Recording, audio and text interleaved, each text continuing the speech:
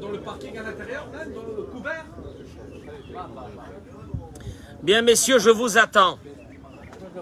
Bien, monsieur, est-ce que les omelettes sont terminées? Est-ce que je peux commencer le cours de Torah? Excusez-nous pour ce retard, je le dis à ceux qui se connectent avec nous. Simplement, c'est que à Dora Geoula, le matin, les petits déjeuners deviennent de plus en plus conséquents avec les omelettes qui sont faites sur place, excusez-nous. Et on va commencer le shiur de Torah tout de suite. Stéphane, excuse-moi si tu peux me redire. Voilà. Alors, Leilou Nishmat. Leilou Nishmat. Henri Aaron. Ben Gemara.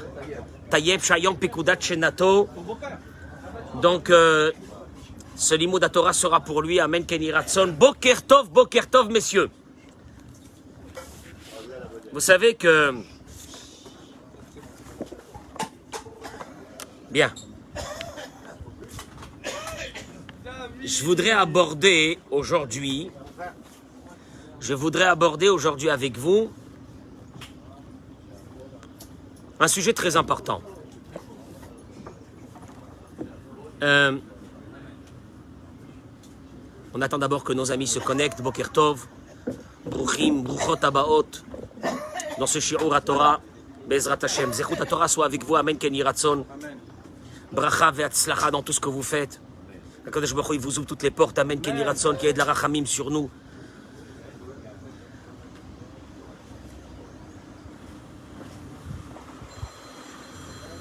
On a tous envie de faire passer dans la vie des messages positifs à nos amis, à notre famille.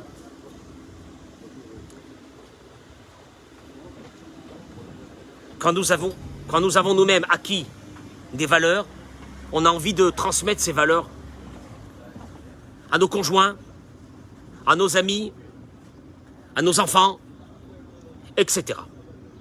Sauf que je voudrais aborder ce thème de ce matin, qui est une grande problématique, vous allez la voir. Chazak Eric, merci. À travers un verset, comme par hasard, de la paracha de cette semaine. Je ne vais pas rentrer dans l'histoire de Pinchas aujourd'hui, c'est pas le thème. Vaïdaber, Moshe, El Adonai, les morts.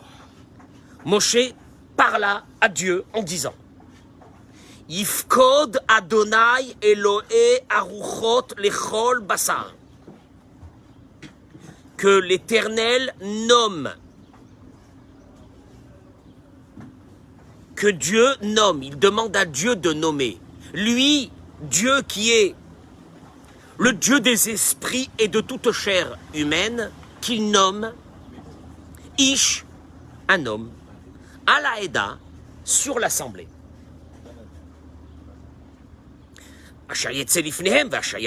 Qui sortira devant eux et qui ira devant eux, qui les fera sortir, qui les fera venir. Et que l'assemblée de l'Éternel ne soit pas comme un troupeau qui n'a pas de berger. Moshe Rabbeinu sait qu'il va partir. Et son souci, qui va diriger le peuple d'Israël? Voilà ce verset. Dieu, s'il te plaît, nomme quelqu'un.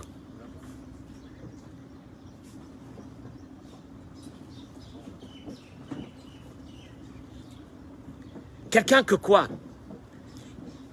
Quelles sont les qualités requises que Moshe Rabbeinu demande à Dieu de trouver à travers le prochain éducateur du peuple d'Israël?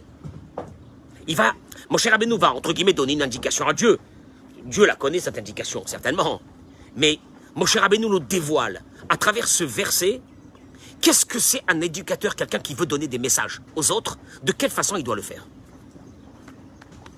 C'est-à-dire que sans ces qualités requises, le message ne passera pas. Vous me suivez? Très bien. Et là, il dit,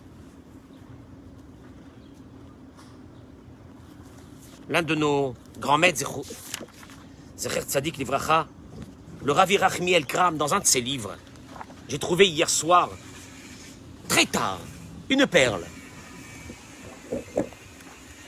une perle. Et cette perle va m'amener à une vraie réflexion.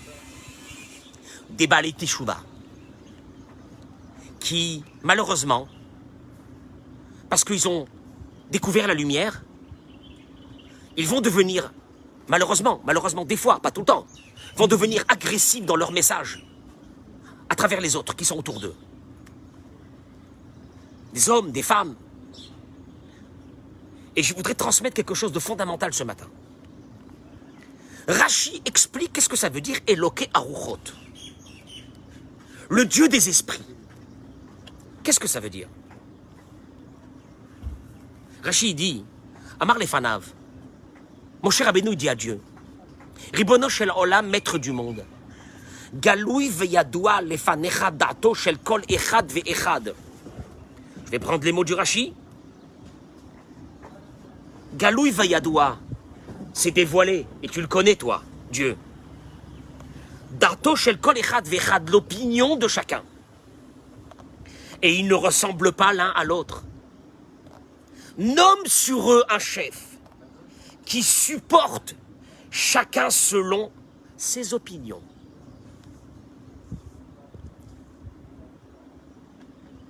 Mané alehem manhig, nomme sur eux un éducateur. Sheyehe sovel kol echad ve'echad lefi dato, qui supporte chacun selon ses opinions. Tu me suis? Et vous allez voir à quoi ça nous amène. Tafkido shel manhig, il dit le Rav Yerachmiel Kram. On va dire la qualité obligatoire d'un dirigeant, d'un éducateur dans une maison, entre les copains, entre les copines, etc. Lisbor kol echad ve'echad lefi dato. D'abord, il doit avoir cette qualité de supporter l'opinion de chacun. Traduction, lo legalot netia à la echad, ne pas dévoiler des affinités avec l'un, ou mimila litzoro shemrirut visviut etzel acher. Quand tu as des affinités vers l'un de tes enfants, je le comprends, tu te modèles vis-à-vis de lui, tu te mets, tu t'adaptes à lui. Le deuxième qui est à côté, il se sent rejeté. Si tu as une adaptation personnelle vers l'un, l'autre se sent rejeté. Ayecholet, il dit le Rav. Ah pardon, Kazé aya Yoshua Abinu. Et Dieu il va lui dire, cet homme-là, c'est Josué. Et pourquoi? Il lui dit à Moshe, Ish Asher Ruach Bo. C'est un homme qui a cet esprit en lui. Rashi dit, Keshem Shesha'alta. Qu'est-ce que ça veut dire, il a cet esprit? Keshem Shesha'alta. Comme tu as demandé. Shiyuchal ha'alor keneged rucho shel kol echad. Il a cette faculté de s'adapter à chacun. Hayicholet les savlanout ou les sovlanout. Cette faculté de savlanout, de patience, et sovlanout, et de tolérance. Merci, c'est le mot que je cherchais. Merci. De tolérance. Et mitrunot ayesod shel manhig. C'est ce qui va faire de toi un éducateur, un dirigeant. Patience et tolérance. Patience et tolérance. Imeno kazé, celui qui n'est pas comme ça. Arrête. Shevet ha'anaga shebiyado asuyot kli mashrit. Il ne va pas devenir un éducateur, mais il va devenir, malheureusement, il aura dans sa main le bâton de la destruction. Uishma et echad, il va avoir des affinités avec un certain groupe, ou avec une certaine personne, ou avec certaines idées. Veillez tom et tozno li mashma divrei hasheni. Et il va avoir un rejet vis-à-vis des idées, de la façon de fonctionner de l'autre. Uiten lechad et tsumat aleva reuya, il va donner à l'un, on va dire tsumet lev, ça veut dire il va donner à l'un l'attention qu'il faut, et au deuxième, lui montrer que sa présence à côté l'exaspère.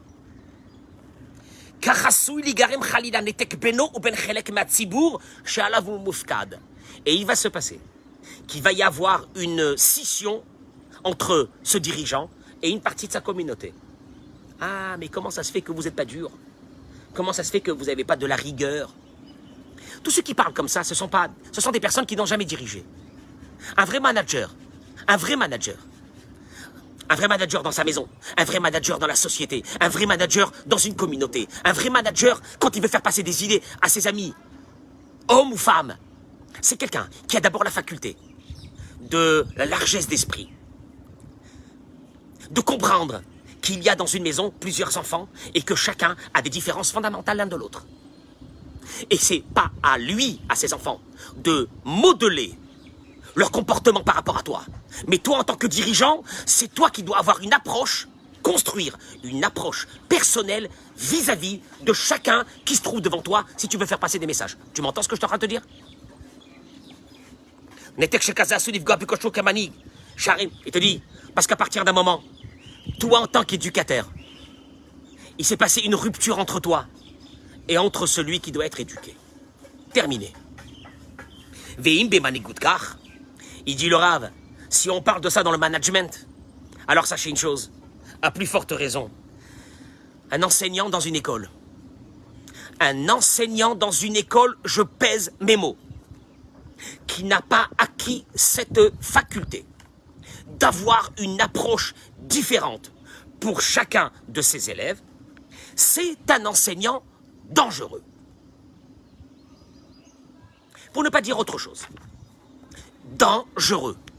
Si tu attends que ton message doit être un message linéaire pour tout le monde le même, tu vas directement à la catastrophe. Il y aura un message pour chaque personne. Il y aura une largesse d'esprit pour chaque personne qui se trouve devant toi. C'est ce que mon cher Rabbeinu demande à Dieu. Tu vas me trouver quelqu'un qui sait aborder chaque personne selon ses opinions. Ah non, c'est à eux, moi en tant que rabbin de la communauté, c'est à eux de se plier à moi. Eh mon pote, t'es très mal parti. C'est aux élèves de se plier à l'idée qu'a un enseignant. C'est aux enfants de se plier aux idées qu'a un parent. Et puis c'est tout. Et tous les enfants, c'est la même chose. C'est à mes amis, je dis bien amis, femmes, de se plier à mes convictions à moi. Juste une parenthèse, hein, une petite parenthèse. J'entends beaucoup de femmes se dénigrer entre elles. Parce que l'une porte le foulard et l'autre porte la perruque. Et ceux qui portent le foulard sont investis d'une mission de venger, parce qu'on parle de la vengeance de Pinchas. Attendez, on va développer un jour cette vengeance de Pinchas. De venger l'honneur de Dieu en traitant toutes les copines qui portent la perruque de moins que rien, ou de pas religieuses, ou parce qu'elles portent pas les bas, ou parce qu'elles portent pas de ça. Ou parce qu'il n'est pas religieux comme moi.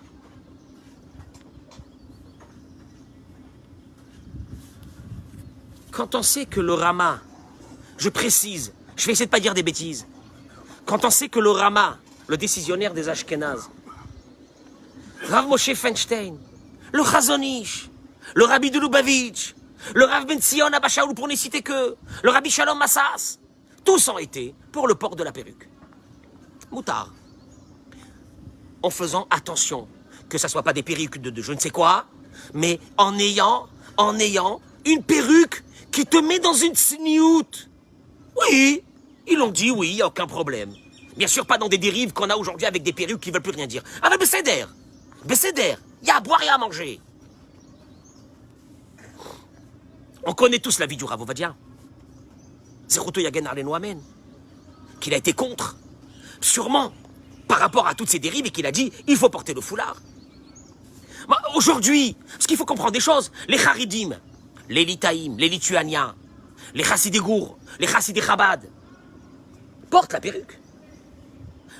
Les Chassidoutes de Belz, de Satmar, ils mettent la perruque et ils mettent un chapeau dessus. Alors, même les Acharonim aujourd'hui, comme Rav Vosner et Rav Eliashiv, on dit que si la perruque elle est cadrée selon une façon stricte de garder une sniout, un baiser. Mais encore une fois, moi je le dis personnellement, Moi, j'ai vécu dans le monde des Lituaniens, où on avait tous les perruques. Ma mère, ma grand-mère, tout le monde portait la perruque. Ma femme et mes filles. C'est-à-dire, et elles font attention de porter des perruques, betsniout. Et celui qui veut porter le foulard, Gabarouchi el Hachem. Gabarouchi el Hachem. Mais tu peux pas faire passer un message à tout le monde en disant, vous toutes, quand tu sais que peut-être déjà de porter la perruque, c'est en soi un effort, un courage. Et vous allez le voir parce que je vais arriver à ça. C'est très important. Tu veux faire passer des notions de religion, attention à l'opinion de chacun. Ne viens pas toi de bloc avec ta halakha et tu casses tout le monde. Et c'est dans tous les niveaux, parce qu'on le retrouve aussi avec des enfants, avec leurs parents. Parce que eux, ils ont évolué, Baruch Hashem, ils dénigrent les parents. Et je viens plus chez toi, etc. Il a découvert la lumière divine. Ça y est. Donc il est devenu le plus intelligent. Il y a une obligation que si vous voulez faire passer un message, il faut d'abord aimer. Il faut d'abord le shalom. Il faut d'abord respecter l'opinion de l'autre. Il faut d'abord rapprocher l'autre. Vous m'entendez ce que je suis en train de dire? Et c'est avec les enfants à la maison. Et c'est avec les enfants à la maison, c'est avec tout le temps. Vous savez, je vais vous dire juste une chose, faites très court. Il ramène ici que le Chafetz Chaim a sûrement quelqu'un de très dur. Un géant de la Torah, au siècle passé. Le Chafetz Chaim, lui, on raconte qu'un jour il est rentré. Un soir, très tard, dans le Beth Midrash, dans la synagogue, il a trouvé des élèves encore en train d'étudier. Vous savez ce qu'il a fait gentiment, en leur souriant? Il est parti, il a commencé à éteindre lumière après lumière, en leur souriant. Ça veut dire, mes chéris, faut y aller dormir. T'attends pas en arabe? Le rabbin, au contraire, il devrait dire aux élèves, restez là-bas toute la nuit, étudiez toute la nuit. Non, il y a un humanisme. Je ramène juste une histoire, mais je la fais en très petit. Vous avez tous entendu parler de Rav Aryeh Levin? Le grand tzaddik Rav Aryeh Levin. Son fils raconte que souvent il partait voir son Rav. Son Rav, c'était Rav Isser Zalman Meltzer, qui a été le grand rabbin de Jérusalem avant la création de l'État d'Israël. Et ensemble, ils se souvenaient de ce qu'ils avaient vécu en Pologne, à Slotsk. Il était le Rosh Yeshiva de Slotsk. Rav Isser Zalman Meltzer. Et le Rav Levin était là-bas son élève à l'époque. Et voilà qu'un jour, ils sont assis un soir. Et il lui dit, dis-moi, à l'époque, vous savez qu'à l'époque, à la yeshiva, on ne mangeait pas à la yeshiva. La yeshiva, c'était un bâtiment où on étudiait. Et les élèves étaient partagés chez des familles qui habitaient autour de la yeshiva. C'était comme ça pendant tout le temps. Aujourd'hui, nous avons des pnimiyot dans les yeshivot. C'est-à-dire que les élèves, ils viennent, ils ont une chambre, ils sont nourris et logés. Ok. Et son Rav, le Rav Isser Zalman Meltzer, il lui dit, mais dis-moi, où tu mangeais le dimanche et lundi? Il lui a dit, dimanche et lundi, je mangeais, c'est cette famille. Ah, c'est bien. Et rappelle-moi, le mardi, le mercredi, où tu mangeais? Il lui disait, c'est cette famille-là et là. Et le jeudi et le vendredi, où tu mangeais? Et le Rav Levin n'a pas répondu. Il lui a dit, qu'est-ce que ça veut dire? Pourquoi tu réponds pas? Eh ben, il lui a dit, Kvod Harav, j'avais pas chez qui manger, donc je mangeais pas ces 2 jours. Et ils ont terminé la discussion, il est rentré chez lui à la maison. Il était minuit. La femme entend toquer à la porte du Rav Aryeh Levin.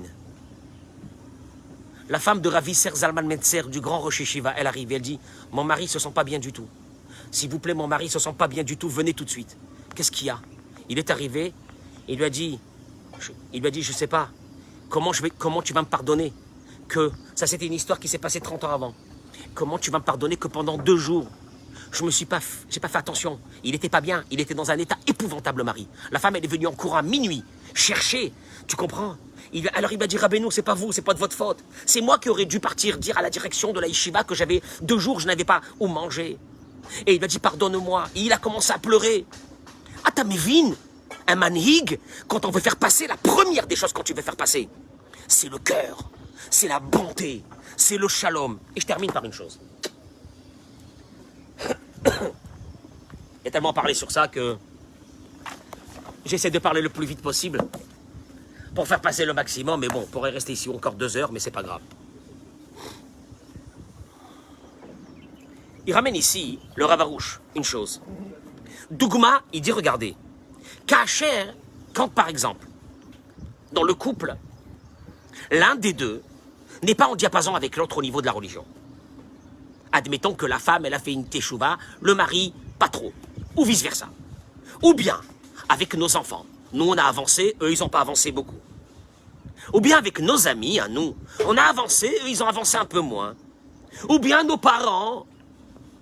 Baruch Hashem, on a évolué en Torah, au mitzvot, eux, non.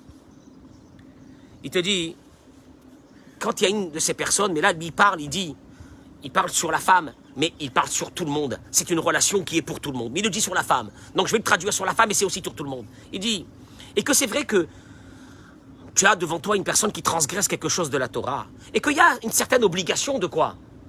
De lui faire une remontrance. Gamkan, Tzrichim Ladad. On doit savoir. Chez Gadol, Shalom Abaït. D'abord, le shalom dans la maison. Pas la bagarre pour faire passer une idée. Le shalom dans la maison. Des Kozman Shalom Nishmar. Akadosh Baruch Hu Marich Af. Il te dit, regardez une chose. Parce que tant que le shalom est gardé dans la maison, oui, mais la personne en face, elle fait une avéra. Elle transgresse Shabbat. Tant qu'il y a le shalom dans la maison, Dieu, il patiente. Ah, il peut patienter très longtemps. Sur la personne qui transgresse, parce qu'il y a le shalom dans la maison. Et écoutez-moi bien. Gadol Shalom. Shehu Shakul Keneged Akol, la Gemara dit. Parce que le shalom équivaut à tout. Rabbi Elazar beno shel Rabbi Eliezer Akapar Omer. Rabbi Elazar, il dit, Afilu Israël ovdim avodat kochavim, ve shalom benehem.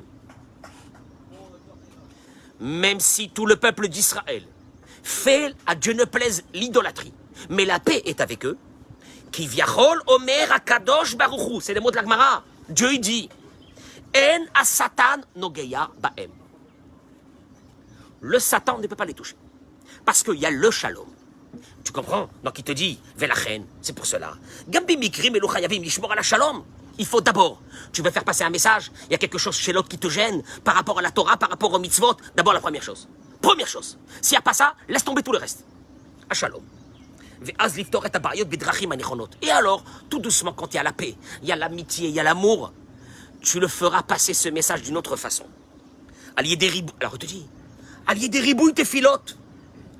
Ton fils, il transgresse des mitzvot de la Torah. Est-ce que tu as pensé d'abord prier pour lui? D'abord, commence d'abord par prier. Zéoset Chelo, ça va faire, tu verras des miracles. Veu choser la moutav et tu vas le rendre bitchouva. Tu entends? Toi, tu dis, je vais le fracasser, je vais le tuer. Je vais rentrer à la maison, je vais faire un balagan. S'il n'y a pas le shalom, rien ne passera dans cette maison. Il te dit, mais ce que je te dis, c'est pas un chidouche, c'est pas quelque chose d'extraordinaire. Aaron à Kohen, il est écrit sur lui, Ohev et aberiot ou mekarevan la Torah. Il aime les briotes, il aime les humains, il aime les créatures de Dieu, il les adore. Ou mekarevan la Torah. Et après, il les rapproche de la Torah. Enfin, n'essaye pas de faire passer quelque chose par de l'agressivité.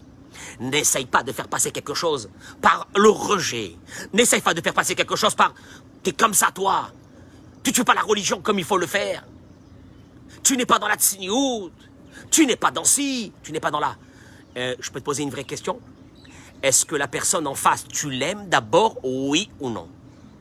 Parce que si derrière ces paroles soi-disant de valeur de Torah se cache en fin de compte une animosité vis-à-vis de l'autre, une colère vis-à-vis de l'autre. Alors là, laisse tomber ta Torah. Elle est foutue, ta Torah. Tu crois qu'elle va passer de cette façon-là? Velachen, il te dit, ou bintaim, il te dit, sache une chose, bekoach shalom, avec la force de la paix, de l'amitié dans cette maison, yarich boré apo alotan a Averot anaasot, ne t'inquiète pas. S'il y a le shalom dans la maison, Dieu va patienter. Ma'arich apé, Akadosh Baruchu patiente quand il y a le shalom. Même si tout le peuple d'Israël était en fait Avodazara. Mais il y avait la paix, Akadosh Baruchu dit au Satan, tu touches pas un cheveu de l'un d'eux. Tu entends? Gam, Kacher Yeshnam Chilouke De'od Bidvarim Ha'omdim Biromo Shel Olam. Oui, mais des fois il y a des discussions sur des choses énormes. Rabbeinu sur des trucs énormes, sur des trucs qui mais comment, c'est pas possible que tu laisses passer. Gamaz, Chal, Gadol, Ashalom. Là aussi, l'adage de grand est la paix doit se trouver ici. Grande est la paix. Bien que, entre-temps, que tu vas rester dans la paix, qu'est-ce qui va se passer? Eh ben, tu vas repousser tes convictions. Allez, ok, je vais être copain avec ce monsieur, je vais être copine avec ma copine. Bien que beaucoup d'idées et beaucoup de choses qu'elle fait m'exaspèrent. Il y a des convictions dans la Torah, elle m'exaspère parce que elle ne fait pas ses convictions, elle ne veut pas adhérer aux convictions que moi je veux lui donner. Alors il te dit, bien que tu repousses pour l'instant tes convictions, venira par là, et il serait Eric, perçu comme que tu as abdiqué devant ton fils, devant ta fille. T'as abdiqué, t'es faible. Besofo shel davar, ir'e sheze vaze itkaimu beyadav. Il verra à la fin que les deux choses, il va gagner. Le shalom et les valeurs. Je répète. Ohev et aberiot. Laisse tomber des messages de Torah quand tu n'as pas la faculté d'adorer celui qui est en face. Maintenant, si tu n'aimes pas celui qui est en face, si tu es en colère contre celui qui est en face, si tu as quelque chose à l'intérieur de toi, parce que ça a été ça, Pinchas ben Elazar ben Aaron à Cohen, quand il est parti, il a vengé la vengeance de Dieu. Ça a été, on va le voir à travers les cours qu'on va faire cette semaine, la recherche de la Torah. Est-ce qu'à l'intérieur de ce Pinchas, n'y avait-il pas une rancœur contre ce monsieur-là? Sinon, toute sa vengeance ne vaut rien. Il est parti venger Zimri ben Salou. Les machal, Beinyani Moussarim, Kacher Adam Omed, Aldato Beshema Moussar Voupogia Beshalom. Il te dit parce qu'en plus, toi tu veux faire passer des valeurs. Et en essayant de faire passer des valeurs, tu t'énerves. Tu cries. Alors, il te dit, je suis désolé. Toi, tu voulais faire passer des valeurs, mais la première valeur qui était le shalom à la maison, toi-même, tu l'as brisé complètement. Donc ça sert à quoi? Tes valeurs servent à quoi? Veda, Shiraka, Sheradam, Messiget, Sheifotav, Bedarke Shalom. Quand tu as réussi à transmettre tes valeurs avec de l'amour et du shalom, Rakaz, Nirshav, Shehu et Sig, Otam, Behemet. Et tu veux que je te dise? Mieux que ça, la personne qui est en face de toi, elle aura acquis ses valeurs une fois pour toutes. Mais de la meilleure façon. Elle les enlèvera jamais. Parce que ces valeurs que tu lui as transmises ont été pas seulement empreintes, mais ils ont été enveloppés. Ils ont été enveloppés d'un papier cadeau d'un autre monde. De l'amour, de l'amitié, du respect vis-à-vis de l'autre. Adam. צריך לשמור על השלום, גם כשאשתו מתנגדת לדרכו. Vous devez garder la paix de toutes les manières, même si vous avez votre femme qui vous contredit dans la Torah. Kegon, écoutez-moi bien, c'est ce que je suis en train de vous dire là maintenant. Un homme qui veut avoir dans la maison une vie de Torah. Et sa femme n'est pas d'accord avec lui du tout. Gamaz, même à ce moment-là, Asur le Hafsid et Shalom. Il est interdit de briser ce shalom dans la maison. Et là, draba va draba. Alors qu'est-ce que tu fais? Le contraire. Non, arrête de dire des bêtises. Le contraire. Les harbot beshalom. Tu sais quelle avodat Hashem, comment elle est extraordinaire celle-là? Tu as devant toi quelqu'un que tu as envie de le déchirer. Et la Torah elle te dit, tu sais ce que tu vas faire? Tu vas rajouter des doses énormes, pas homéopathiques, énormes, d'amour vers cette personne. Ve'alié des tfilot rabot. Eric, allié des tfilot rabot, de l'amour, des tonnes, du respect, des tonnes, tfilot, des tonnes, vesichot, et des discussions. Mais je vais t'expliquer. Tu sais que quelqu'un qui t'aime, et que quelqu'un qui sait qu'il est aimé par toi, il a envie de discuter avec toi? Pourquoi des fois ton fils ne veut pas discuter avec toi? Pourquoi ta fille ne veut pas discuter avec toi? Parce que c'est que la discussion, c'est pas une discussion. C'est de la critique. C'est de l'agressivité. Je te répète. Élie, tu aimes bien discuter avec moi? Oui. Si par exemple je me mets un beau matin à te critiquer, la discussion ne va pas durer 2 minutes, tu vas me dire, Rav, je dois partir. Lama. Et pourquoi on a discuté tous les jours? Et mieux que ça. Et tu comprends pas, tu dis, c'est bizarre, avec d'autres personnes je discute, et avec eux j'arrive pas à discuter. Avec elle, j'arrive pas à discuter. Tout de suite, ça part au clash. Ça part au clash parce que la personne qui est en face, elle n'est pas du tout convaincue que tu l'aimes. Et elle pense que ce que tu es en train de lui dire, c'est des critiques. Il te dit, qui a filou, chez Meir le Or Gadol. Je termine avec ces mots. Même quand toi, tu as d'un seul coup reçu une lumière divine sur toi. Ah, c'est beau ça, Olivier. Une lumière divine. Un beau matin, tu te lèves avec une lumière divine sur toi. C'est beau. Vous rotsemeo de l'ashpia à l'ishto. Ou les chatefota bargachotchelo. Il veut faire participer cette lumière à sa femme, à ses enfants, à tout le monde, à ses parents, à ses copains, à ses copines, à tout le monde. Tsarir kodem kol lishmor à la shalom. Il te dit, écoute-moi bien, ta lumière, c'est bien. Mais d'abord le shalom. Ta lumière, kol hakavod. Mais le shalom. Il n'y aura pas de shalom, il n'y aura pas de lumière.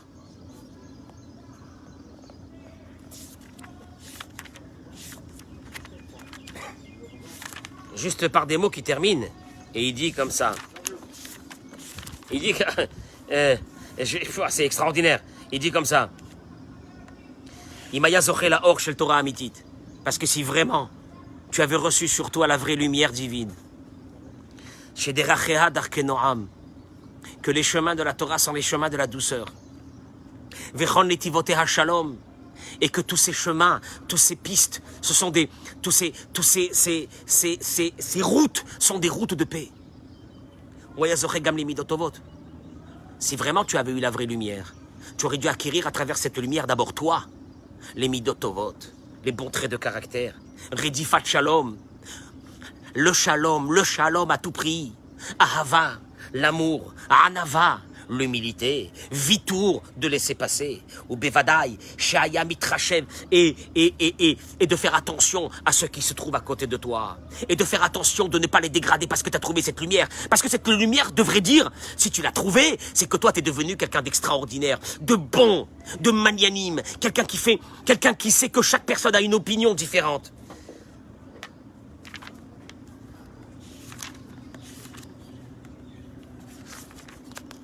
Il avait dit juste quelques mots pour terminer. Il dit comme ça. Ah ben voilà, je termine avec ça. Or. Quoi? Parce qu'il a reçu un peu de lumière en lui. Onia Oyev, il est devenu l'ennemi de tout le monde. Makaralo. Parce qu'il a eu de la lumière en lui, il est devenu l'ennemi de tout le monde.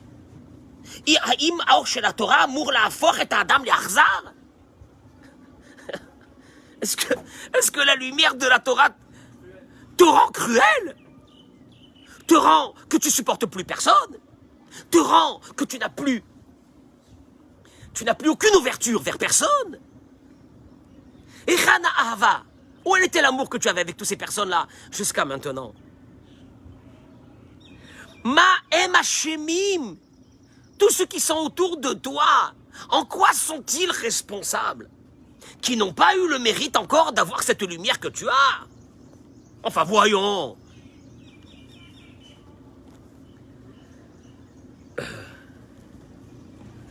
Il te dit,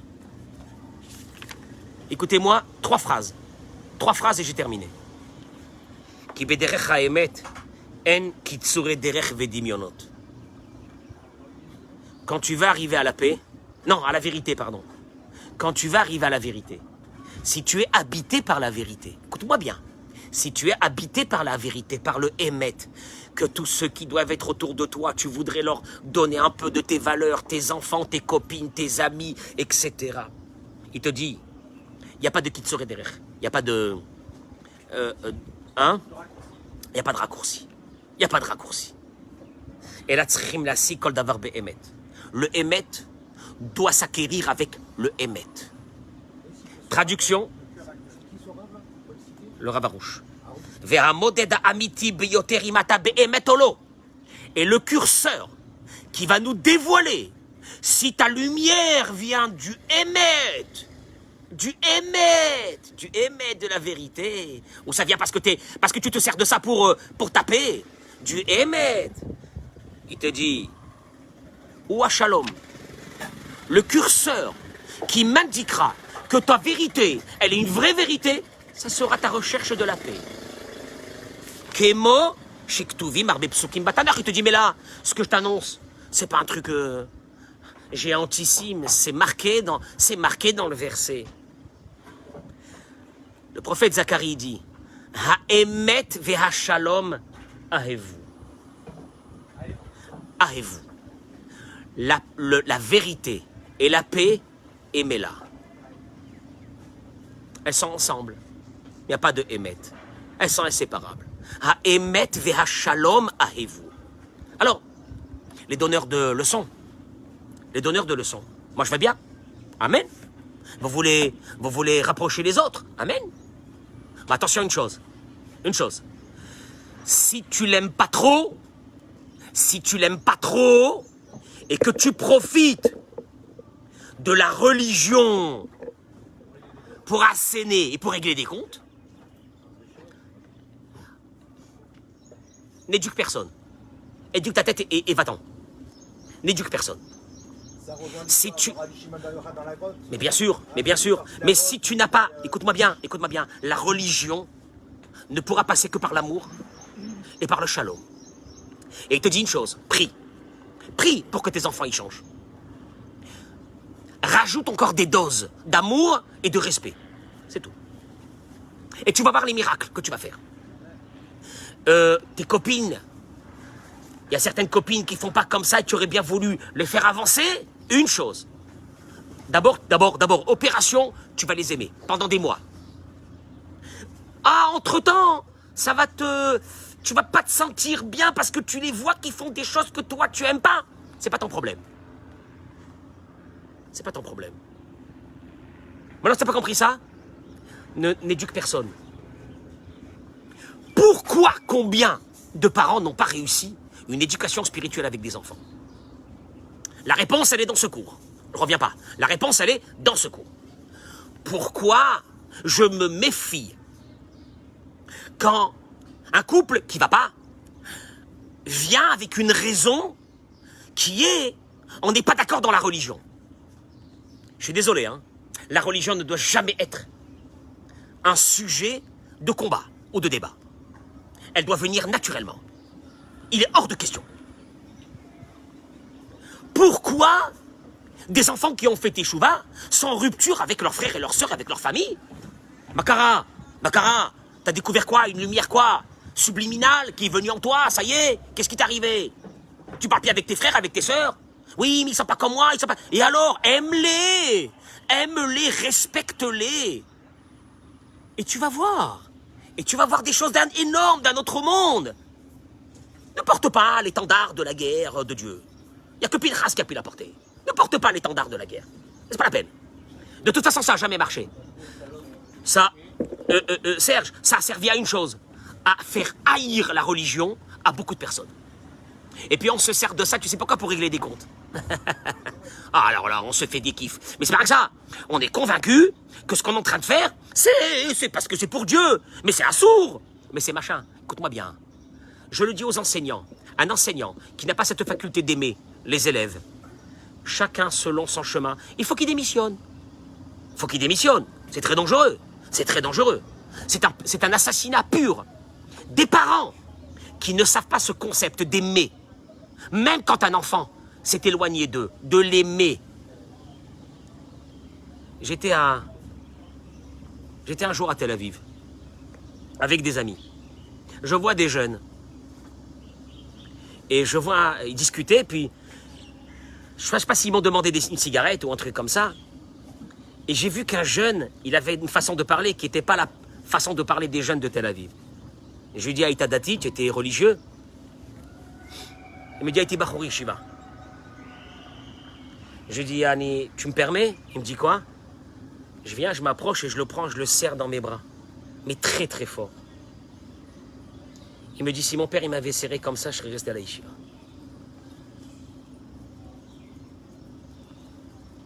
Voilà. Je vous souhaite une bonne journée.